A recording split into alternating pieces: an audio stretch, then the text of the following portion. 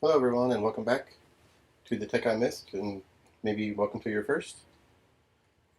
And hopefully you come back after this one. However, my name is Calvin and these are my PCBs for the 4116 RAM tester. They came from PCBWay and I'm very happy with the way they turned out. As you can see, I've already put one together.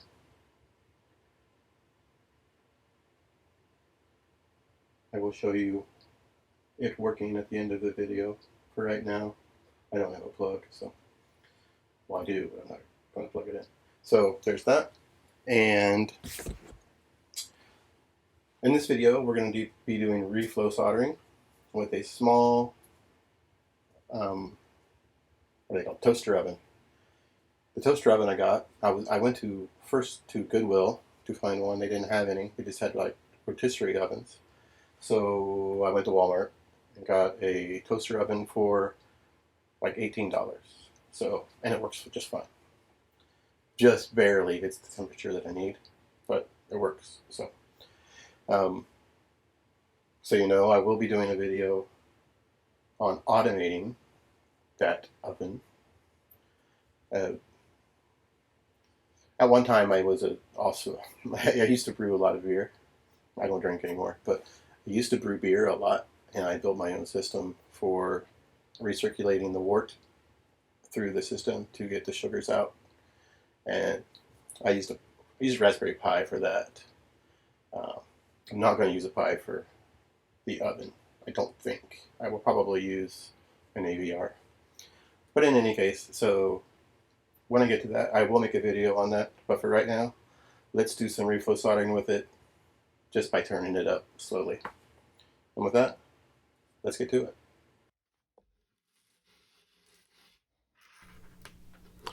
So the first thing I'm going to do is clean off the board with some alcohol.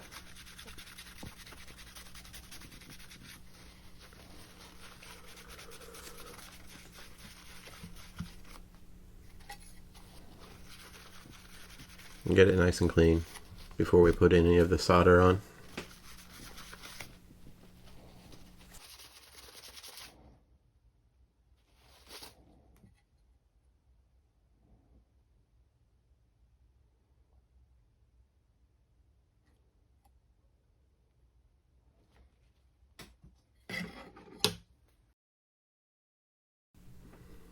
And now I need to put the template over the board and line it up with the components.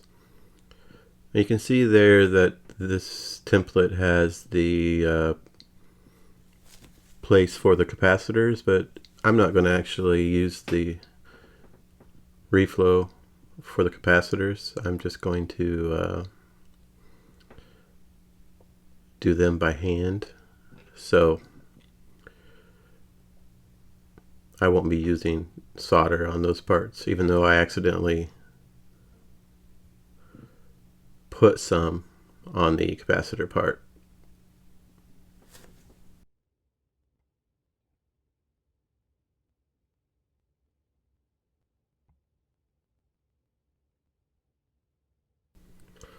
So once I get all the parts covered, I take my little card there and spread it out, get the excess off, and you make sure every part of the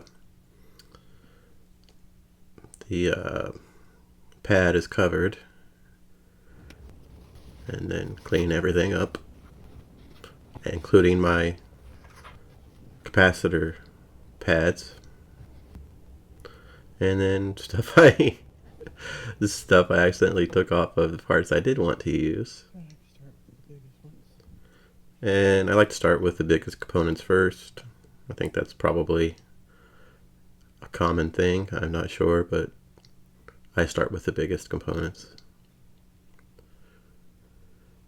And these are the ICL 7660s. These are the voltage regulators that give us the eventually 12 and negative 5 volt rails, or lines, whatever you want to call it.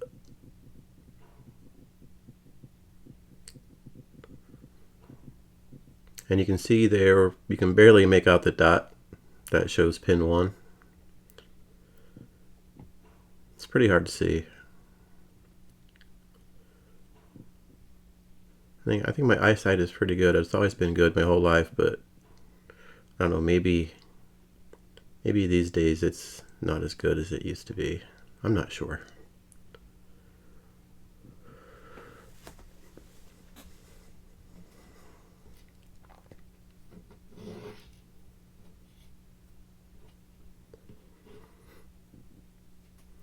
This is really the first I've really gotten into SMD parts. I've always built things with through-hole, and I've built a lot of things with through-hole. But yeah, I'm just now getting into these because, well, first of all, it's a lot smaller, and it looks so much nicer when you can make a PCB board or a PCB. I guess adding board to PCB is redundant, but in any case, yeah, so when you can make a nice PCB like this and use SMD components, it's just looks nicer, more professional.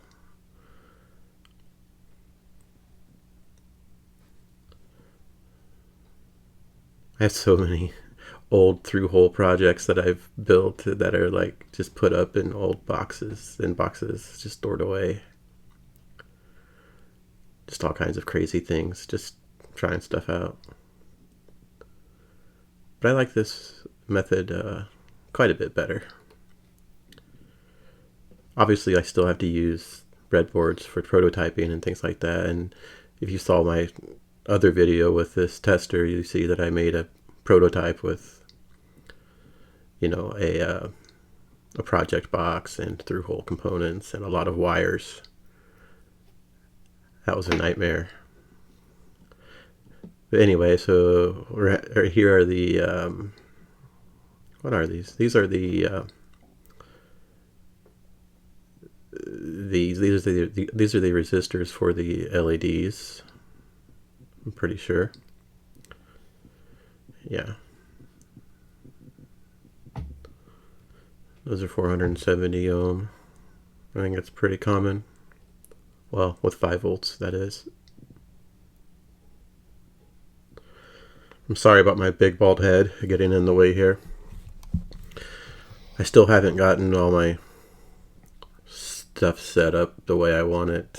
Well, it's kind of hard here. It'll be a lot better once my fiance and I get a house and I get my own studio set up.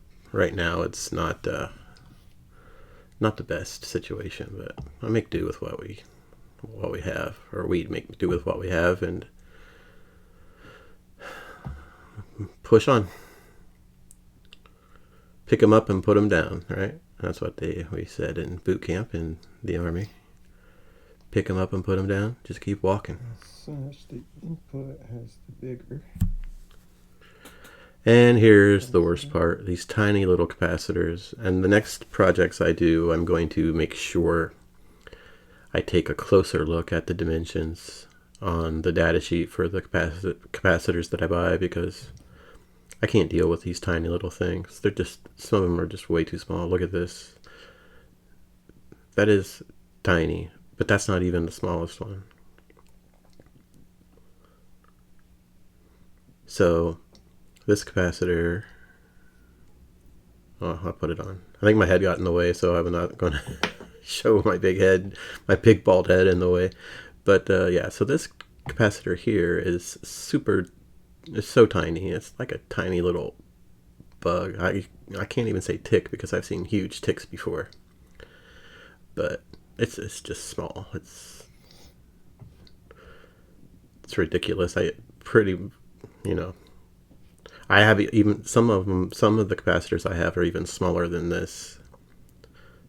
So not really probably for home use. I assume these are probably things you would use in a factory with a machine that can just put them on, because these things are crazy small. I don't know, maybe, I don't know how like iPhones are built or whatever. I don't know if those Chinese slaves put put them on by hand or not, but look how small that is. So that's it. Yes. But it's all on there, and this is just another board I have that I'm going to. It's just a prototype board that I have an ATmega 1609 chip there that I want to do some testing with, so I'm going to go ahead and do that as well. And here is the little toaster oven. Again, I bought that at Walmart for around 18 bucks. It's very cheap, but it works, and it's, you know, all you need to do is turn it on the on position so it's always on, not timed. And then I'm going to turn the heat up slowly. Start it out at about 120 and then let it build up and then go up another 50 or so degrees slowly. Of course, this thing isn't really that slow. It heats up pretty darn fast, but that's okay.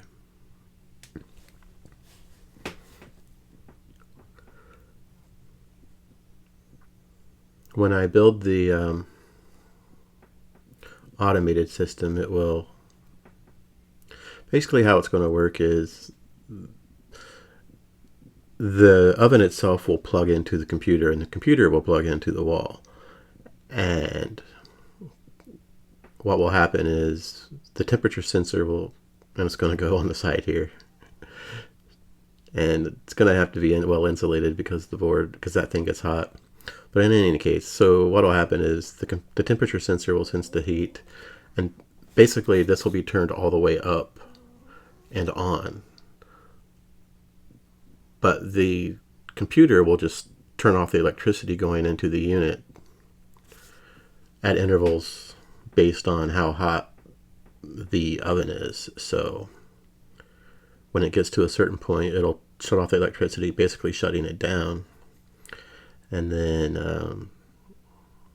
when it wants to go higher, it'll turn it back on again, which is basically the same function that this thing does. It's got a timer in it inside the unit that does the same thing. So this is just something that we'll be doing externally, and we'll be able to use a little mini computer to do that.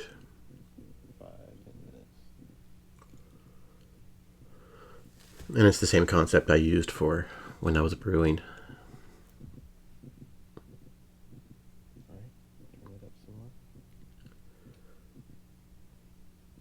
Except that had a very big stainless steel heating element inside of it. It was extremely a lot of high voltage and high amperage.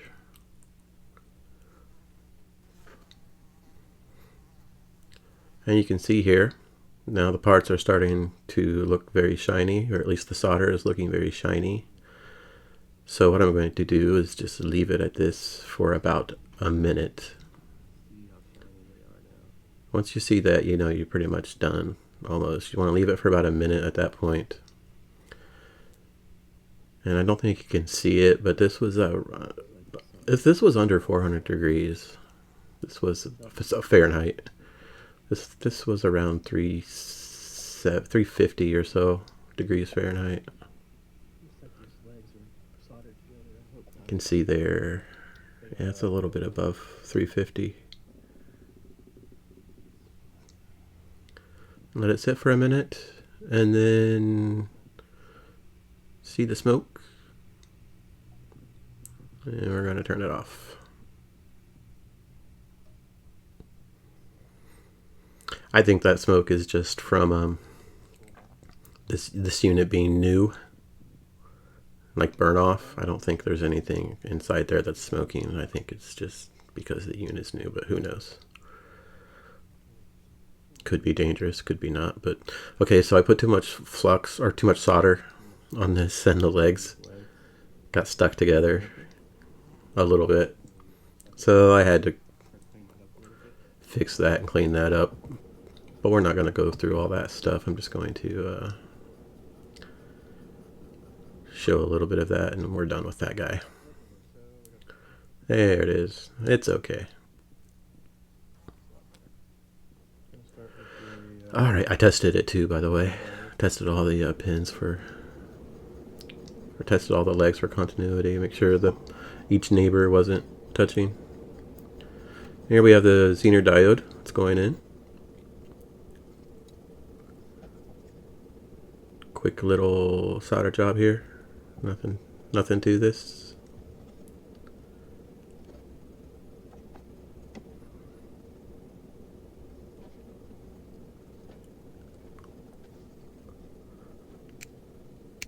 I like to save my legs for when I'm breadboarding. I have a little box stack of legs that have been clipped off. I'm sure that's probably a common thing as well. I don't know anybody personally really that does this kind of thing. I'm from BFE, Indiana, so most people I know don't do this sort of thing. It's a lonely world. Plus I'm from an area where there's just not very many people, so that's alright.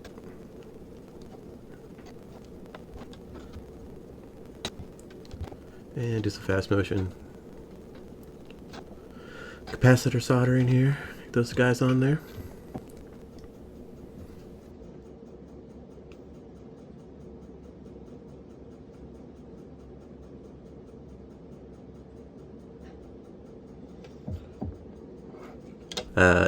Now we're going to do the LCD or the LEDs. And another quick job.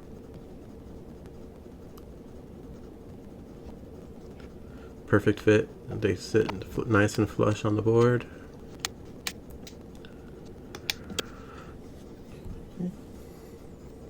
I do have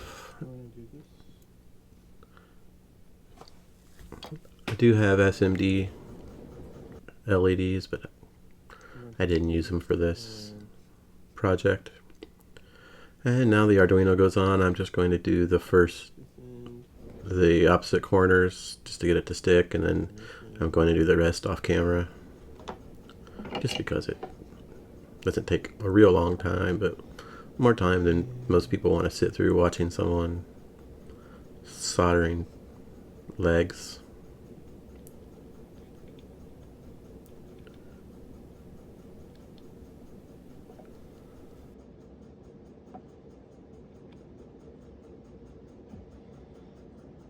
That. This one.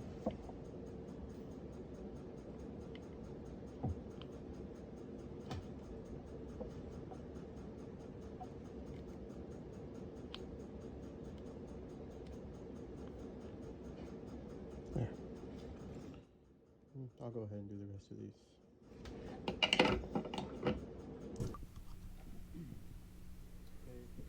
So I've got the dip switch on, and I finished soldering up the Arduino, and now I'm going to put on the what's it called?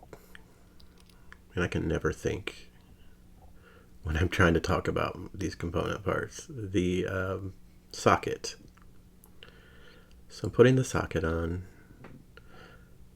and I actually filmed this part, but I realized that it wasn't close enough on camera. It didn't look very good. So just going to do the corner here, and we'll move on.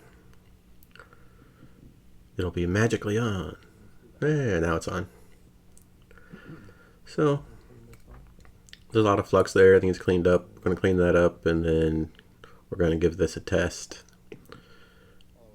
And as I was cleaning, I realized I forgot the button and the attachment for the LCD. So I put those on real quick. I have a 4116 DRAM module there. I'll pop that sucker in.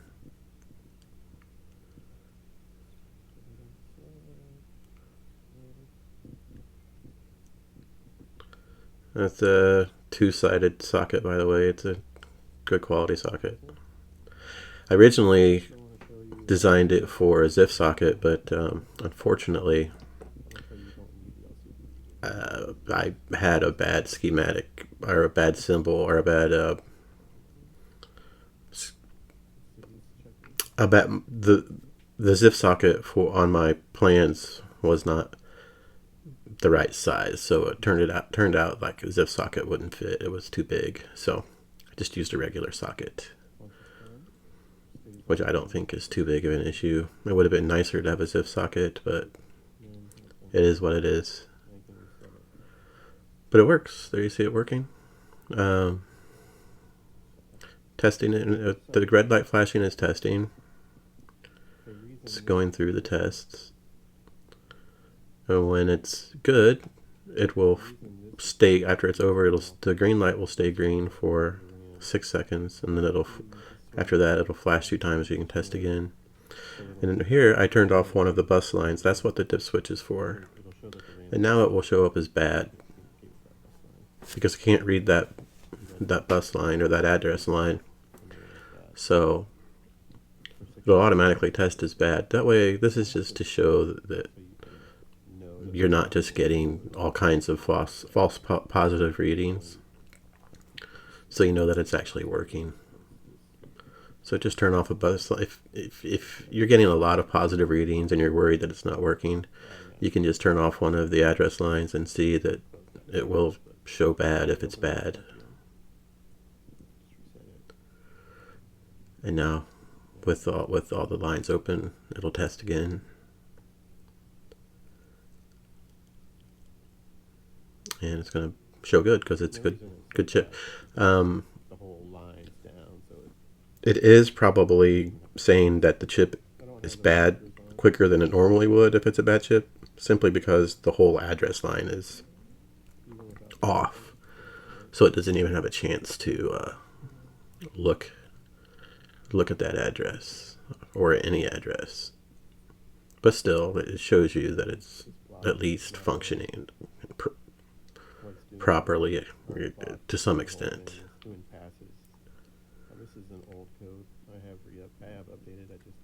And here it is with the LCD, and it just gives you more visual representation of what's going on.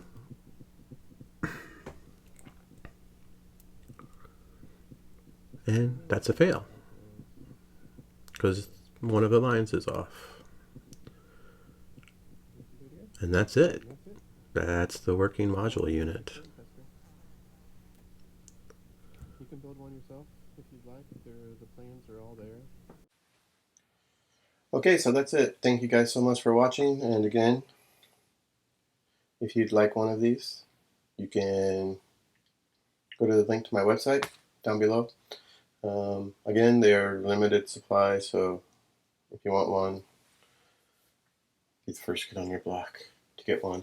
So yeah, and if you enjoyed this video, please like, subscribe, leave a comment. Comments are good. Of course, I read them. I don't have a whole lot of comments right now, but that's okay. Anyway, so yeah, so that's it for this time. I will be putting out another video soon, and thank you very much once again. Take care.